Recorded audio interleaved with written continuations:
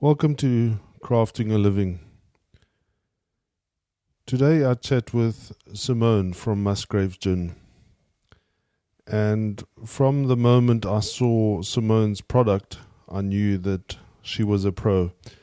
And I really think if you ever want to start your own brands, or if you're in the brand business, and most of us are, I want to suggest that you follow what Simone is doing with her Musgrave business. It's a brand company. She doesn't own any distilleries or manufacturing plants, and she purely focuses on her brand. She focuses on the team that she surrounds herself with, and I really think that she's a pro. So thank you, and let's listen to this interview. Welcome to this session. We're here with Simone Musgrave, the founder of Musgrave Gin. Welcome, Simone. Thank you. Simone, tell us about the hat. The hat. Well, the hat is a symbol of that time when adventurers and explorers arrived in Africa, and was the only hat that it was a sort of an ex-military, I guess. In India, they wore them too. Protected you from the heat, protected you from the mozzies and the flies, and really is that symbol of Africa in those days, and of the kind of explorer that went out and conquered Africa. Hopefully we're talking about the good part of that. Yeah, the hat reminds me of my grandmother. My grandmother ran the family farm. My grandfather was a tinkerer, engineer, and probably the first guy that in the district who had electricity. So he had all these canals which ran into a little hydroelectric system, and so he was a tinkerer. He wasn't a businessman at all. But my grandmother, on the other hand, had cattle, she had chickens, and there was always activity. She was very resourceful, but she always wore this hat. So to me, that hat means a resourceful lady, and that's kind of what I see in you. Yeah, I guess I've been a single mum for a long time now, and I have to be resourceful. I'm also an ideas person, so I get bored really quickly, and so always thinking of the next idea and the next thing to do. I think I've got that adventurous spirit, hopefully, that was instilled in the family a couple of generations ago. Okay. And when I walked into your office just now, here at the Innovation Centre in Cape Town, I knew that there's definitely, I could see where the brand comes from, because the whole packaging, the whole labeling, the whole concept to me was just stood out. Yeah. And I see a lot of brands every day.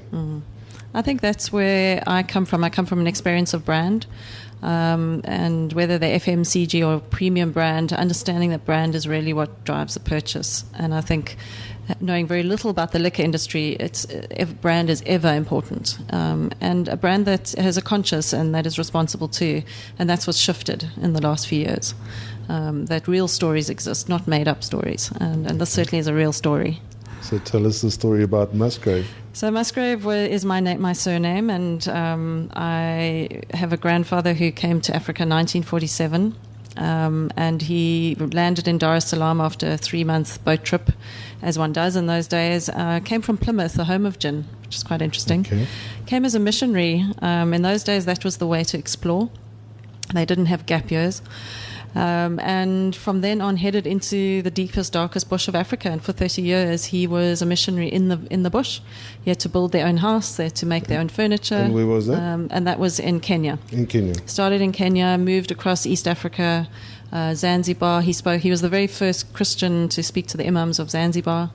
So he was extremely brave. I don't think we would be this brave, and never seen a wild animal, never been in the bush without lights, and they really had to survive. And he eventually retired back to the UK, but wrote a book of all his great stories in Africa. Okay. And adventuring stories, getting stuck in the mud, being chased by elephants, measles on the boat trip over. So these were real hard times, essentially. But they were very brave, and they built this African family of 3 children. 2 were born at the foot of Kilimanjaro. I have climbed Kilimanjaro as well. And we've all stayed in Africa. So that's the sort of heritage, and there's so many stories that we will tell over the next few years and with this brand. But it's that romance of Africa and that bygone era, the romance of that bygone era that encapsulates our brand. Yeah, that's interesting. My forefathers, I'm the 5th generation South African. We also came out as with the missionaries. Mm-hmm. My forefathers weren't missionaries, but they were on the support team, I guess, making garments and stuff. And we settled in, our family settled in Natal, and slowly started forming those little German communities, or farming communities, around the German churches in Natal. So that's an interesting story about the brand. And how did you come up with the idea, or is it an authentic brand for you? Well, for me, it's a very authentic brand. How I came up with gin was because I travel and eat and look at trends and drink through cities. I'm always watching what's going on in beverage and food. And so I watched this sort of craft trend apply itself to food, apply itself to drinks. I grew up on many sunny, hot afternoons with my parents drinking a gin and tonic in the Victoria Falls Hotel in Zimbabwe, good old Gordon's with Angostura bitters. So the occasion resonated with me. I understood the product, and I can smell the gin, a mile off. So I looked at this trend and thought, that sort of fits my brand story quite well. It fits that Musgrave heritage story. Yeah. Let's start to package the two together.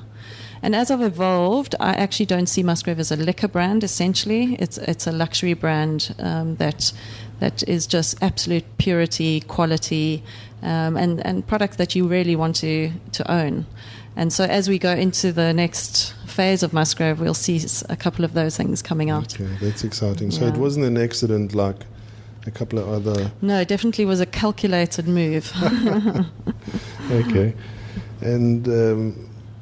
crafting a brand is one thing, but crafting the spirit inside, how do you manage to do that without a distillery?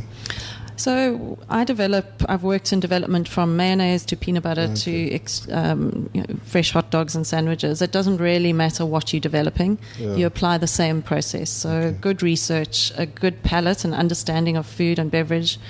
And also never think your consumer doesn't know what things taste like. They always want quality, which is why we all love Woolworths. Yeah. So it was really a process of research, tasting, understanding, speaking to people who are experts. Roger Jorgensen was my go-to, yes. Adi Bardenost. These are people who really value excellent product and know their stuff. And picked apart Roger's brain, started going back to the books based on what he said, and came up with a theme of reflecting the African spice route. And so we put the set of botanicals together. Roger suggested a few, I picked on a few, and we literally put it in a pot and hoped for the best. And we came up with something really great on the second try. Yeah, Roger certainly also has a nice story to tell. He does. I've been on his farm, and it's a lovely little... He's the professor and guru of distilling. Yeah. Okay, so you got him and a few guys on board to help you, and I think that's really good. Get a good team to help you develop or balance or make up the strengths that you don't have. I think the good product developers or good innovators often don't know everything. They're the ones who look for the experts. You put great people around you, and it's about pulling all those people together into one story.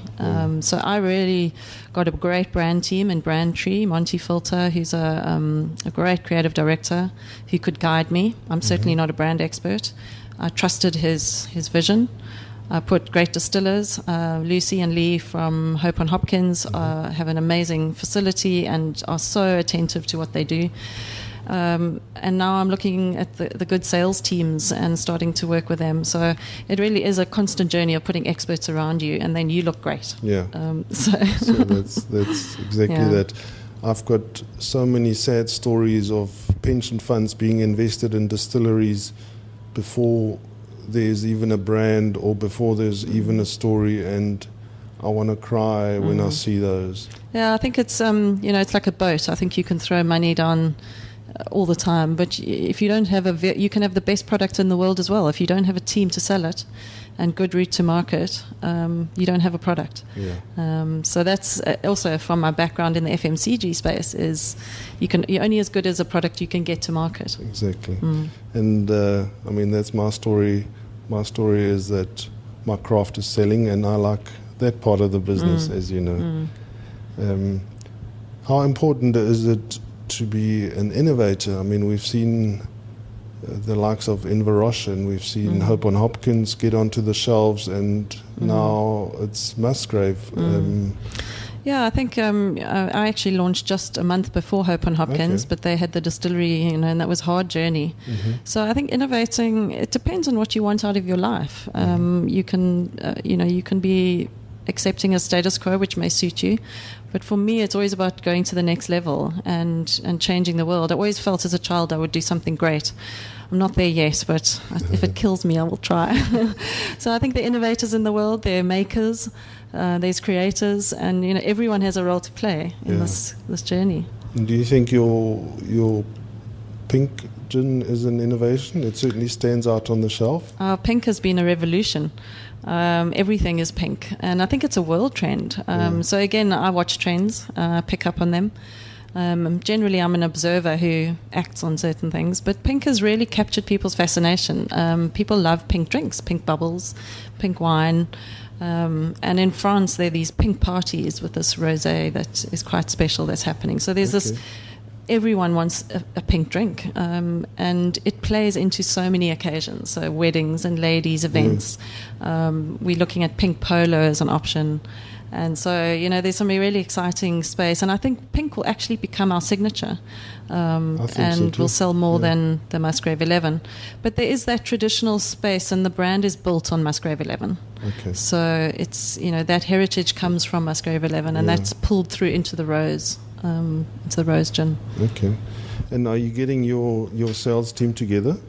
Yeah, so we appointed a new sales team across the country. A year later, we have some credibility now, and people like the brand. So the bigger guys and the better guys, the more specialised guys are happy to take us on. So we are working with Nicholson Smith in Joburg, Roth and Chill Direct in Cape Town, and then Meander Fine Wines in Durban. And Durban's our slowest market, but it will get there.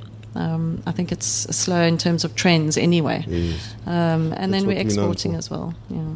So they say you must launch your product in Durban, not in Durban, in Cape Town, and you must test the price in Durban and do the turnover in Joburg. Yeah, that's exactly it. So have you done any sales in Durban?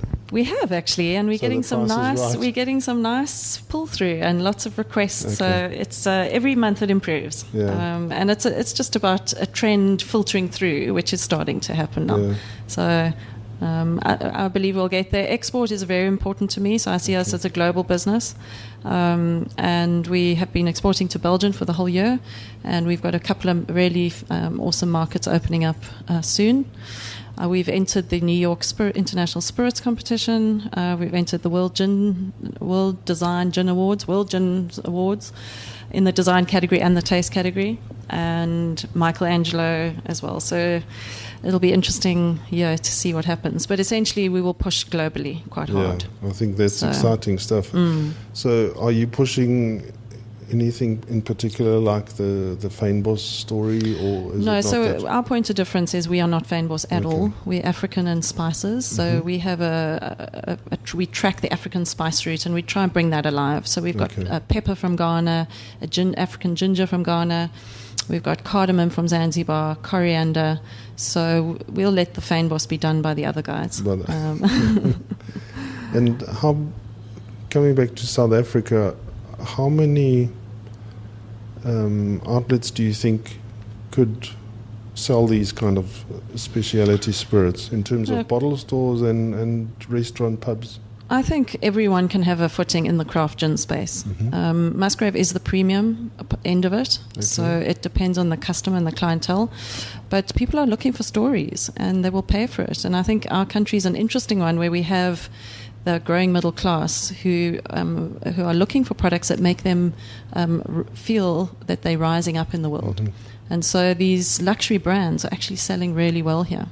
And it's a status. It's builds your status. So it's an interesting country, and I think we've got massive potential. And we haven't even tapped into the black market yet.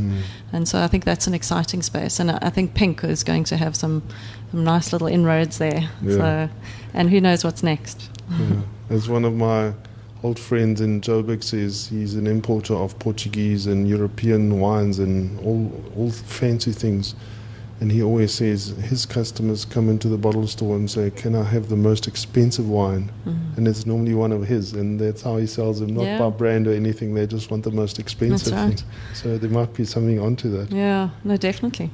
So tell us a little bit about the biggest challenges you faced in the last year. I think for the brand. biggest challenge is route to market in this country. And, you know, you're a small guy trying to operate in a big world. And you're competing against the big guys. So I can't offer free stock to restaurants to stock me. To a point I can, but, you know, I don't like to. I don't really, you know, every bottle hits my bottom line. So I think it's competing against the big guys, and we're working on the same margins as them, but we don't have the funds for the marketing. So, You're but paying the same taxes. we're paying everything the same, but we don't have these big marketing budgets. And to get into certain bars and restaurants, you've got to pay to get in. Yeah. Your product is not good enough on merit. However, because the consumer's demanding craft, the big restaurants and the big chains are having to look at a gap for us. And so we will get in there, and we just persist. But I think that's the biggest challenge. And the biggest lesson learned? I think the biggest lesson I've learned, I haven't made a mistake in it yet, but is to never assume your consumer is stupid. Yeah. They absolutely know what they're buying and what they're getting. Okay, I'm the opposite. I always think that the packaging sells, and as long as the inside is half acceptable, they'll buy it. I think we've got it. It will only last for so long. And most people, when they're spending that, are discerning. So Yeah. And next question: would you ever invest in manufacturing or a distillery? At this stage, no, because it's an overhead I don't want, and I'm not a distiller, and I think I should let the experts do it. If one day we're so huge that we need to do our own distilling, that will be a different question. I think it'll be a very different business. But at this stage, I'd like to try and get other people to do stuff for me. Yeah. The real question for me is: do you think a brand needs a distillery? I don't think a brand needs it. No. Okay. No one asks where Johnny Walker's distilled and who distills it. Yeah. And are you personally good at selling? I can sell my own product very well, better than anyone. But I love other people to sell for me. I'm an ideas person. I'm a creator, and I'm very good logistically and operationally. Okay. So you can stitch it all together. But if someone gives me hell, I just walk out. So. Okay. The next question is: are you good at collecting debts? Terrible at money. Terrible. Okay. I hate it. I hate anything to do with the financial side of it. To your distributors. That's why we give it to other companies who hold the book. Okay. So we're very similar. So you started about a year ago, and a year down the track, would you say you'd start it again if you had the opportunity? I would definitely do it again. Yeah. Now, we've had an amazing response, and it's just showing the changing needs of the consumer. They really want stories, and if you tell them authentic, good stories, the reaction is very rewarding. So, yeah. And how important is social media for a brand like yours? I've launched on social media.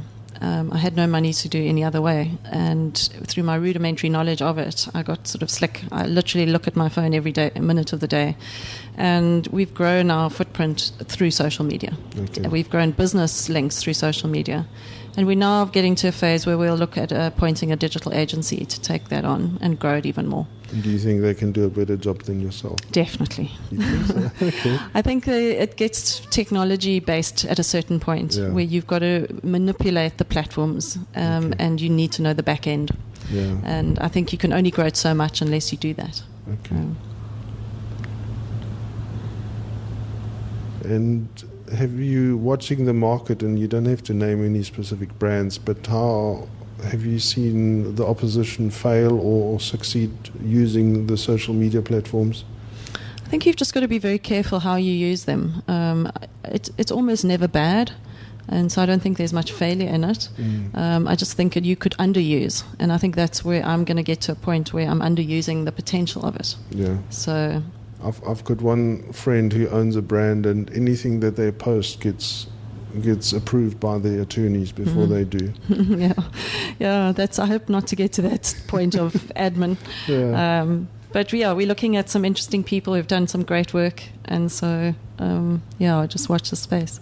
And has this kind of launching this brand put you into a more public space? People associate you personally with the brand, and I mean you've been in the press, and yeah, it definitely has. I've been in a job that's been quite high profile, so I've also written for a lot of magazines, and so I'm not particularly worried about that, or it's not particularly new, but yes, we obviously, and I will start to build my profile even more as an individual. I would like to work with some startups and do some other stuff other than Musgrave, so I think that's definitely put me in the spotlight. I would like my brand to survive without me. And as we get bigger, the brand must stand on its own with a link to the story. No one knows who Jack Daniels is, and so that's the kind of metaphor that we have. Okay, and what can we expect in the short term from Musgrave?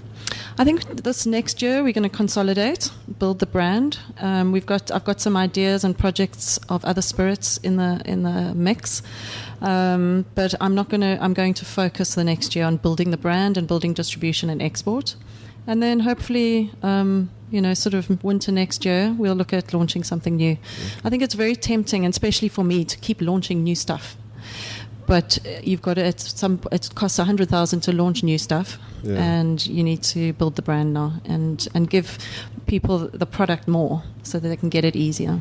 Yeah, because the product is good, and it just, you must get more people need the opportunity to try it and to taste it. I always say Hendrix have one gin, and always remember that they have one product. Yeah, and yet they're such a powerful brand. Exactly. So, yeah. Okay. Well, thank you. It's been very exciting and interesting to listen to you. And where can the listeners find you? So we are absolutely everywhere at the moment. We'll have a Musgrave listing in the Christmas catalogue in Macro now, nationally. And we are in Spar Tops. We're in all the small little boutique bottle stores. We across the liquor cities across the country. And a lot of bars and restaurants. I could stand naming them, but the cool hipster places in Cape Town, some of the big hotels, Table Bay, 12 Apostles, coming up, the Western. So some of the significant tourist places too. Joburg infiltrating, much harder to get out there, but we're infiltrating quite heavily. But most bottle stores have us. Ultra Liquors will have us soon. So if you can't find us, just let me know. And we'll find you direct on social media. Social media, Musgrave Gin, Facebook, Instagram, Twitter, and then you can find us on our website too, and link up to me there. And have you managed to crack the travelling market in the airports? We are on duty free, both Cape Town and Joburg, and we are flying out of Joburg. Yeah, so we've had a couple of orders go in. Great place to build a luxury brand, so we will be focusing a lot on duty free. Joburg's really, really good for us, and it's picking up a South African story on your way out. So and something to take along. This week I got a picture from someone at the Olympics in Rio. I got another picture from a lady in Hong Kong with the pink. So we're moving through the world. Oh, very exciting. Thanks, Simone. Good, thank you. And hope to catch up with you again soon. Yeah, the guru of craft sales. Thank you. Thanks.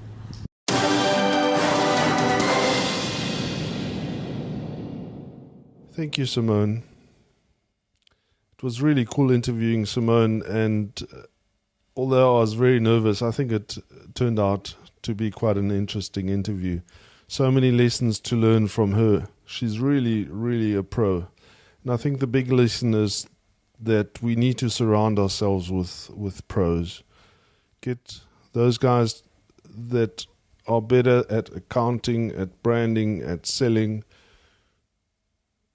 and get them to help us.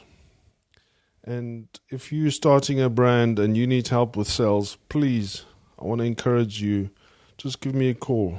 If you're starting a brewery, if you want to start a distillery, just give me a call before you spend your inheritance on doing the wrong thing.